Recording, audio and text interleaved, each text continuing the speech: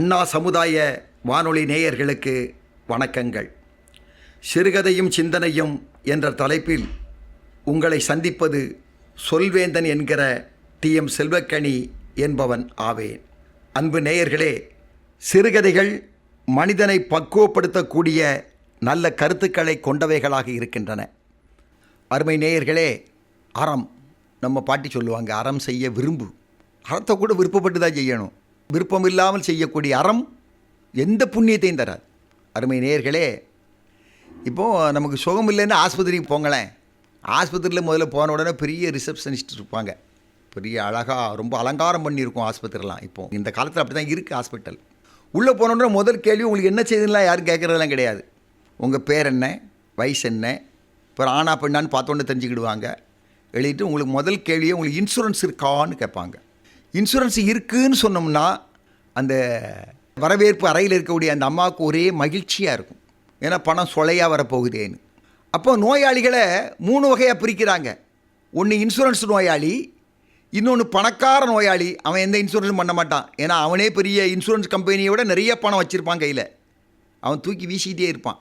3வது ஏழை நோயாளி. இப்போது ஒரே நோயில் வந்து 3 பேரை கொண்டு விட்டு பாருங்கள் ஒரு ஆஸ்பத்திரியில். இந்த இன்சூரன்ஸ் நோயாளியை அட்மிட் பண்ண தயாராக இருந்துருவாங்க, பணக்கார நோயாளியையும் அட்மிட் பண்ணிடுவாங்க. இந்த 2 பேரும் அட்மிட் பண்ணி மாதக்கணக்கில் ஆஸ்பத்திரிலாம் இருப்பான். ஆனால் அந்த ஏழை நோயாளிக்கு 4 நாள் மாத்திரை கொடுப்பாங்க ஒரு 40 ரூபாய்க்கு. அவன் வாங்கிட்டு போயிடுவான், இவன் குணமாகி வெளியில் போயிடுவான். இதுதான் இன்றைக்கி நிலைமை. அறத்தொழில், மருத்துவம் என்பது அறத்தொழில், கல்வி என்பது அறத்தொழில், வாணிபம் என்பது அறத்தொழில், நீதி சட்டம் என்பது அறத்தொழில். செய்கின்ற தொழிலை இறை அச்சத்தோடு அறம் என்ற அந்த தர்மத்தையும் இணைத்து செய்தல் வேண்டும். எல்லாமே படித்தவர்கள், படிக்காதவனே கிடையாது. இன்றைக்கி படித்தவன் இருக்க நாட்டில் என்ன வரக்கூடாது? பொய்யும் ஃப்ராடுத்தனமும் வரவே கூடாது. பாரதி சொல்லுவானே, படித்தவன் பொய் சொல்லி தொழில் செய்தால் ஐயோ என்று போவான் என்று சொல்லுவான். ஐயோ என்றது எவ்வளவு அபலமான மோசமான வார்த்தை. சாபம் விட்டுட்டு போயிருக்கான். பொய் பேசாதீங்க, தொழில்களை தர்மத்தோடு செய்யுங்கள். இந்த சமுதாயம் மேலும் உயரும். நல்லவைகளை செய்திருக்கிறோம் என்ற எண்ணத்தில் நீங்களும் உயர்வீர்கள்.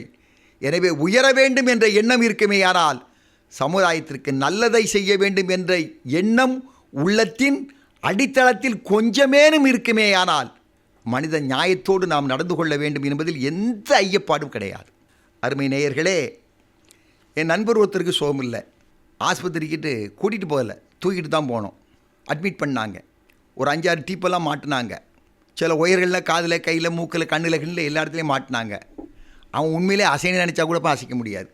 அப்படி அங்கங்கே அவனை டைட்டாக்கி போட்டாங்க. பாவம், அவன் ஆஸ்பத்திரியிலே இருந்தான். ஆனால் இவ்வளவு அசையாமல் இருக்கிறானே, இவன் பிழைப்பானா அப்படிங்கிற என் மனசுக்குள்ள சந்தேகம் வந்துச்சு. ஏன்னா தூக்கிட்டு தானே போனோம் ஆஸ்பத்திரிக்கு. மைண்டு சரி கொஞ்சம் தேர்த்திக்கிடலான்னு சொல்லி சொந்தக்காரங்களெல்லாம் கூப்பிட்டு, எப்பா அப்பாவுக்கும் வயசு 80 வயசு ஆகி போச்சு, ஆஸ்பத்திரியில் அட்மிட் பண்ணியாச்சு, சரி பிழைச்சி வந்தார்னா கடவுள் நமக்கு கொடுத்த கொடையாக நினச்சிக்கிடுவோம், பிழைக்கலட்டாலும் கடவுள் எடுத்துக்கொண்ட கொடையாக நினச்சிக்கிடுவோம் அப்படின்னு பேசி அப்படியே பக்குவப்படுத்தி அந்த சைக்காலஜி படி அவங்க மனசில் ஒரு தைரியத்தை உருவாக்குறான். 80 வயசு 90 வயசு அப்பாவாக இருந்தாலும் அப்பா தானே. இப்போ அந்த டாக்டரு ரொம்ப அழகாக அப்படி டிப் டாப்பாக ட்ரெஸ் எல்லாம் பண்ணிவிட்டு அவருக்குள்ளே கருவிகளெல்லாம் மாட்டிக்கிட்டு ஜெகஜோஜா வந்து நின்னார். யாரும் பயப்படாதீங்க, எப்படியும் அவரை நான் உயிர் பழைக்க வச்சிருவேன், நீங்கள் தைரியமாக இருங்க, கெட்ட வேண்டிய பில்லெல்லாமே கட்டிட்டு வந்துடுங்க அப்படின்னார். அருமை நேயர்களே, உயிர் யாருக்கு சொந்தமானது? நம்ம உயிர் நம்ம உடம்போடு இருந்தாலும் அது நமக்கு சொந்தமானது அல்ல. எவன் கொடுத்தானோ அவனுக்கு அந்த உயிர் சொந்தமானது. அதான் அன்றைக்கி சட்டமே இருக்க. நம்ம உயிரை நாம் போக்க முடியுமான்னு பாருங்கள்.